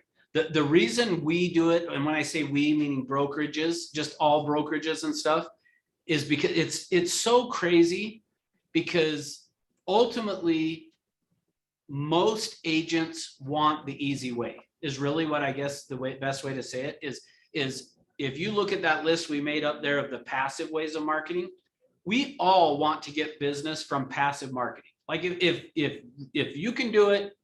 And so a lot of times what will happen is it has forced companies to advertise it that way. So what you're saying, Melissa, it's forced us as a brokerage and other brokerages to create this stuff for the agents, and you need to get this set up and stuff, because so many times agents would leave a company and say, well, I'm going over to this company because they got this great blog. Yeah, so we'll use that. They help you set up your blog. Well, okay, that's kind of forced us to have to do that, even though if you look at the truth, the empirical data, it really doesn't do anything for you. Okay, so I'm okay to ignore all of those emails from the marketing department. Yes. Yes. Ignore those Right. and call your friends, neighbors, and relatives, and you'll be fine. Okay. I'm learning to spend time on what actually works. And Yeah. that's the two top. Yep, you got it. Someone, did you have a Well, I question? think Ryan? you just answered my question, because I was gonna say, well, the only reason that I was thinking about Facebook and that was just to kind of get my name out there fast, multi people. Yeah. Apparently, Well, and like I say, you can do it, doing it in connection with those other pieces is okay. It's just, if I have just watched over my 25 plus years of doing this, I watched a lot of people come into the business and try to set it up and do it specifically off of just that. And I don't want to say it doesn't work, because there are some people who are really good at getting on and do it. Like, I don't want to take away that it can't happen. Any of these things up here, which is why I said pick one or two, like here's the message I want to make sure you guys get out of this. Work your sphere of influence, choose one or two others from off of these lists up here, but then just stick with it, whatever the one or two is. So that's where, again, back to what Melissa was saying, like, if you want it to be social media, then pick that as one of your sources and go after it. Do it, like, get really good at it. But SOI's got to be the number one thing you're focused on. And then these other ones are just kind of a way to feed people into my database. And I'll explain that in the SOI class in greater detail. But choose one or two of these outside of your sphere of influence and then just focus on it. Because here's what let me show you what happens. What most people do is this. They come to this class and they get taught whatever, well, oh no, let's not do that. Let's go with what Melissa said. They're getting all these emails from the marketing department. Get your blog set up, get your social media, do this, do that. And they go, okay, I guess I better do that. So they go spend all this time doing social media stuff. Well, then you come to the class and you hear Samantha say she's going to go do an open house. And then she'll come back next week and she'll be like, hey guys, guess what? I picked up 5 clients. We're writing 3 offers. I'm listing 2 other houses. And you're going to go, oh, I need to go do open houses then. And you go do open houses and you don't have the same success of that. And I hope that's what you come back and say. That's probably not Yeah, what's going to happen, Let's by the way. just say. Yeah. Let's say that that's what happens. That's probably not what's going to happen. But then what happens is Mariano comes back next Tuesday to class and goes, hey, I've been using Rick's script for sale by owners. I got 3 appointments with for sale by owners and I'm probably going to list one. And then you go, oh, I better go do some for sale by owners. So now you start working for sale by owners. And then but the problem is you don't do it very long. So then, because then somebody else comes in and goes, you know what, guys, I did this ad that I made up these mailers and this ad.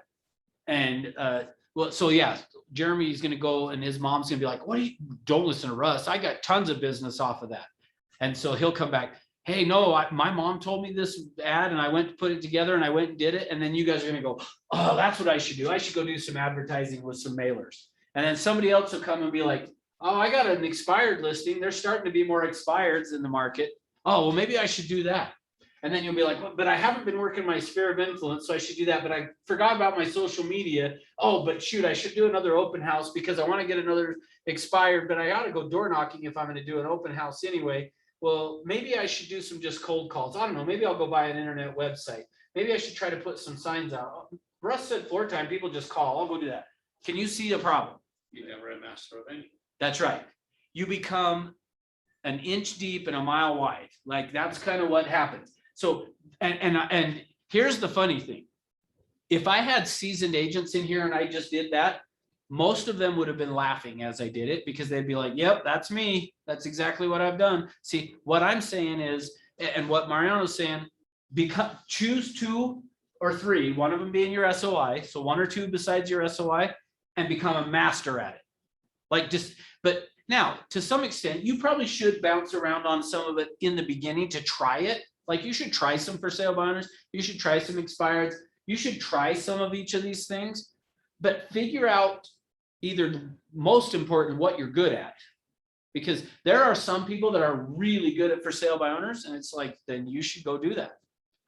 So figure out what you're good at and then focus on that, but become the master at it. Does that make sense? I Okay. think I just want to stay in the active column. Yeah, well, that's a good idea to stay over into here. Now, here's the thing. This is not bad necessarily. It's just you have to know that. So back to what I was saying, yeah, we could have added passive. We could have added farm here that Melissa brought up, farming. A farm will work, but you got to do more than just drop stuff off to them. You know what I mean? Like you got to treat it like an SOI, not a farm, is I guess the way I would say it. And it'll work. And I'll show you how to do the SOI piece. All right, so now let's do this. Here's what I want to do next is, so we've talked a bit about for sale by owners in terms of helping you to see where they're at. The next one I want to talk about is, let's go through expireds now, okay? And as far as really most everything that we're going to talk about now is the application of the connect, create, value, close. So just kind of know the most important thing, any of these that you work, it's all about connect, create, value, close. Okay, it doesn't matter what it is, but I'm going to give you on expireds an idea of how to do it. So we have an agent in the office here. His name's Brian Noel. I have no idea where he's at this year in terms of income, but he makes more than $500,000 every year. I mean, he's somewhere around that $500,000 every year in terms of real estate. I'm going to give to you the process he uses for working expired. The two areas that he works is his sphere of influence. He works his sphere of influence hard, and he works expired listings. Those are the two. So remember I told you guys pick 2 or 3? His 2 is SOI and expired. I'm going to give to you the process that he follows for working expired. So if you want to work expired, this is how you're going to do it, okay? What you want to do is, first thing is identify an area that you want to work in. Now, usually we'll get the question of, well, how big should the area be? And the answer to that is, it depends. So here's what I will tell you. Start doing the process that I'm going to give to you in terms of working expireds, and you'll figure out if you need to expand the area or shrink it. So just naturally that will take place. So what I'm saying is, it doesn't matter, just pick. And you'll quickly figure out, do you need to make it bigger, or do you need to make the area smaller, or is it just right? Now, how do you decide on the area? Should be one of 3 things. Either close to the office, close to your house, or just an area that you want to get listings in. Okay, so whatever you decide, either close to your house, close to your office, or an area that you want to get listings in. Once you have done that, then what I want you to do is jump on the MLS and go back for the last year. So go 1 year back and pull up every home that expired in that area. Now, the key thing, this piece of it initially is going to take a little bit of work, not a lot and not strenuous, but what you're going to have to do is, as you pull up, and so you're going to go on the MLS, you're going to go to search, and you're going to do expired, and go put expiration date from due September 1st of 2020 till September 1st of 2021 with the status of expired. Then from there, you're going to go through each of those properties and click on the history of it. And when you click on the history, it's going to list for you like what's happened on that property. And what you're looking for is that the most recent thing, the most closest date to today, is still showing as expired. If it shows as active or it shows as sold, that means it expired, it went back on the market and then sold. So you're looking, it still should say expired. No, expired. If it shows if it expired within the last year, but then they put it back on the market and it's sold, you're not going to work it because it's gone. Does that make sense? So once you do that, then you'll print them off. Only the ones that were still showing as expired. Make sense? Okay. Now that I've done that, then I'm going to jump in a car and go out and knock on the doors of those properties. So now this is part of how you're going to figure out, is the area too big or too small. if once you go through and identify that, you pulled the expireds and you find that there's 2 in the last year in that area, you probably need a little bigger area. But if you did it in the area and you found out there's 100, you might be like, oh, that's probably too big of an area. Like I'm not gonna give you a, this is the number you're looking for, but here's how you're gonna know. If once you go out and start working them, you feel like you're spending too much driving around to get from house to house, that's too big of an area. If you go out and do it, and you're able to do it in, 2 hours, then that might be not big enough of an area. So just you decide, you'll figure it out, okay? Now, what I'm gonna do though, I go knock on this door. If they don't answer the door, we'll talk about what to do if they do answer. But if they don't answer the door, which the reason I'm starting with if they don't answer the door is because most of the time, that's what's gonna happen. You're gonna go knock on the door and they aren't gonna answer, okay? So I go knock on the door, they don't answer. What I wanna do then is I'm gonna go hit 3 to 5 doors that way, cross the street, do 6 to 10 doors that way, cross the street, 3 to 5 doors that way. Now, what are you gonna do though? So now watch this. Let's say that I'm trying to get a hold of Jeremy. So I go to his house, knock on the door, he's not there. Because he's not there, I'm gonna go next door to Mariano's. I knock on the door. Now watch this. So knock, knock. Hi, who's there? My name's Russ, and I'm actually an agent with Century 21. I'm actually not here to talk to you about selling your house. I was actually wanting to get a hold of your next door neighbor, Jeremy. He had his home on the market, let's just say 6 months ago, and then it didn't sell. I've got buyers, or you can say it as we have buyers, our company, because I guarantee you our company's got a buyer for it. We have buyers that are looking in the area. And do you know if he's still wanting to sell? I'm not sure. You're not sure? Okay. Well, do you happen to know if he had sold it, why they were selling?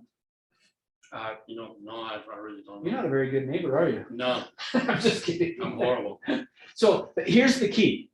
What I'm looking for when I go knock on his door is I want to find out whatever information I can find out about Jeremy, but from the neighbor. Now, here's the thing.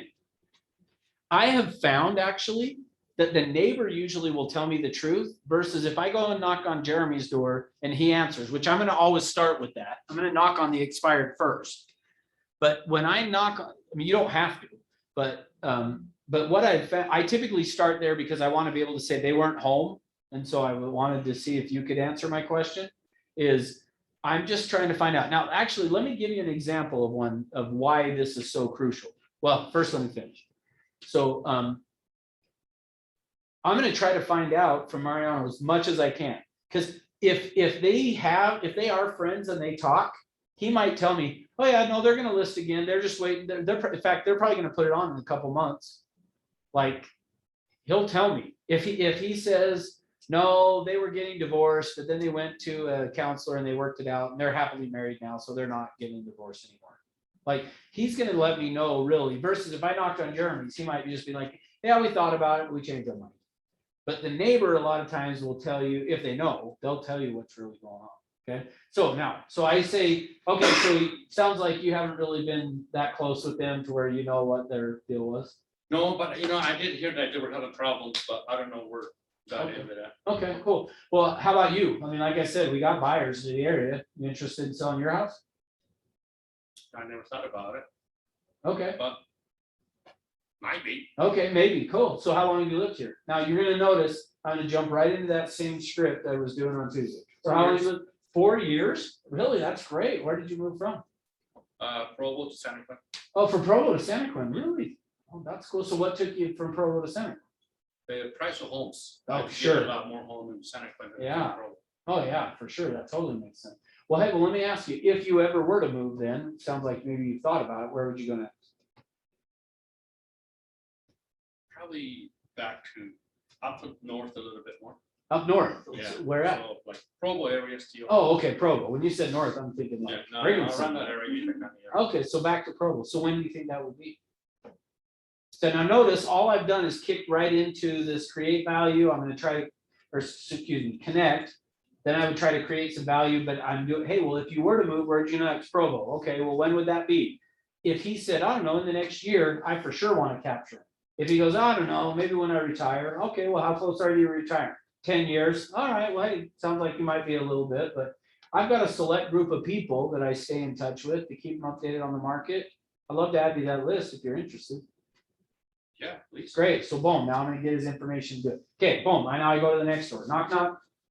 Hi. Hi, my name's Russ, I'm with Century 21. I actually was trying to get a hold of your neighbor 2 doors down, Jeremy Nolan, do you know him? Kind of, I've like seen him here and Oh, there. okay, well, the reason I'm trying to get a hold of him is I'm with Century 21, we work with a lot of buyers in the area. They had their home for sale, I don't know if you remember that a few months ago. And Okay, yeah, I did remember never seeing the sell. sign. Yeah, it did never sell, and I just was curious if you know, do they still want to sell, are they thinking about it? I actually don't really know. Don't. I don't really. Okay. I'm sorry. Okay, cool. Oh, the one thing I forgot to tell you that I would have asked Mariano, and this is one of the key pieces, is when is the best time to catch him at home? Because a lot of times the neighbor will know, oh yeah, they're never home during this time, or try it.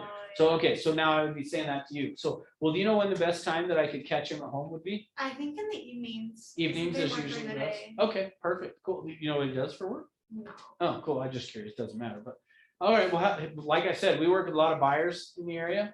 Have you thought about selling your home? No, I haven't. You haven't. Okay. How long have you lived here? And then boom, I'm right back into the same script. Where'd you move from? How'd you pick the area? Well, if you were to move, where would you go next? Like, notice that's what I'm going to do. Then I'm going to cross the street. Knock, knock, knock. Hey, we're trying to get a hold of your neighbor over here. Do you know when the best time to catch him? Do you know if they're thinking of sell? I'm going to find somebody in one of those What's your- houses that knows him. What's your closing then for that? For what? Like, so you did kind of the beginning of it. Oh, where'd you come from? Oh, What's- Okay, so yeah, so Yeah. let's do the closing. So, okay, so if you were to move, where would you go next? I'd probably stay pretty close. Stay close. Okay, Yeah. so when do you think that would be though? Not for a couple years. at Probably a least. couple years out. Yeah. Okay, I so in never that had scenario, my closing is gonna be, I have a select group of people that I stay in touch with. Now, if you said, I don't know, maybe in the next year, Yeah.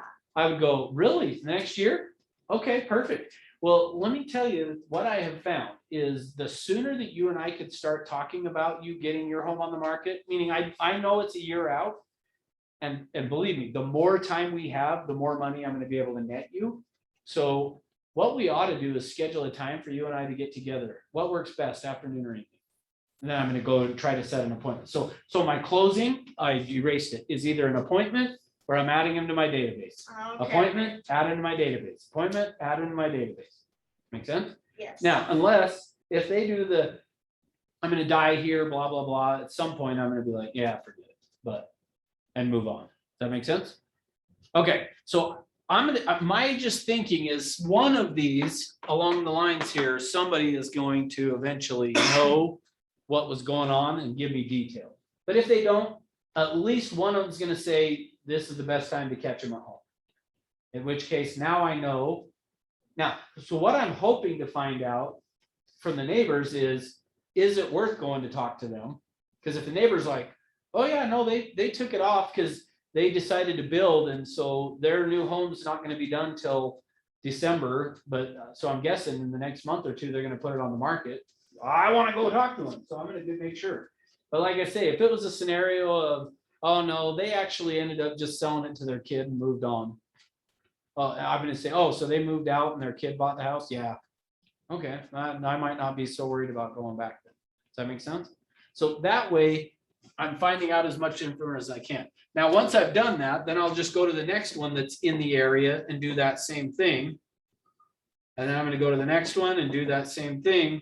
Then what I'm gonna do going forward now is every day, I'm gonna get it set up on the MLS so that every day in this area, anytime a property expires, so like yesterday's expired listings in that area is gonna send me an email today so that I know today I'm gonna go knock on their door. So I'm starting with the year back and I'm gonna get caught up on those. And then going forward, it's just every day that one pops up, I'm gonna go do that same thing. And I'm gonna keep trying the other ones until I decide, until I either list their property or I figure out it's not worth listing. That make sense? What questions on? So I'm sure you've been told, probably yelled at. Can you read the sign, no solicitors? Yeah, good question. So here's how I decide on that. For me, it always boiled down to the mood I was in. If I was in a good mood of like, I really don't care if somebody yells at me, I'm knocking on that door. If I was in the mode of like, I don't feel like if I'm kind of like, yeah, I don't really feel like doing this today and I don't want to deal with it, I just skip the house. I mean, that's the good news is it's your business, you decide. So for me, generally though, especially in this scenario, I almost always still knocked. Because here's why, when I knocked and they opened the door and go, can't you read? I go, hold on, I'm not here to try to like watch, so do it to me. So knock, knock. Can you read the sign? Yeah, I'm sorry. I'm not here to try to get you to buy or sell anything. I actually wanted to talk to your neighbor, but they weren't home. Do you know when the best time to catch them is? See, Okay. so I just, oh, evenings? Okay, well, yeah, the reason is I'm a realtor. They had their house for sale and we've got buyers in the area. I noticed they didn't sell it. You never know anything, what happened with it. All of a sudden they forget about the soliciting and they'll start talking to me. And then at the end I will go, okay, but I wouldn't be a good salesman if I didn't ask you if you were interested. And usually at that point, if I've built some rapport and connection, they don't go, and can't you read? I've had to do that though. Can't you read? I'm like, I know, but I just figured I'd ask since I would already talk to you about the neighbor. And they go, all right, well, have a good day. Move on. So in this scenario, I'm pretty much always going to knock on the no soliciting because I'm starting it with, I'm actually not here to even talk to you. So I'm not here to try to sell you anything. I actually want to talk to your neighbor because I know they have their house for sale. I might have a buyer for it. When can I find them at home? By the way, since I got you, do you know why they were selling? You know if they still want to sell? They'll talk. Good. What other questions? All right. So here's the thing. Essentially, the biggest thing you guys need to remember is connect, create value, close. So whatever source you're doing. So we already talked about a little bit on open houses. So Samantha, you're going to go do an open house. As doing the open house, your objective is connect with them, find a way to create value, and then ask them for an appointment.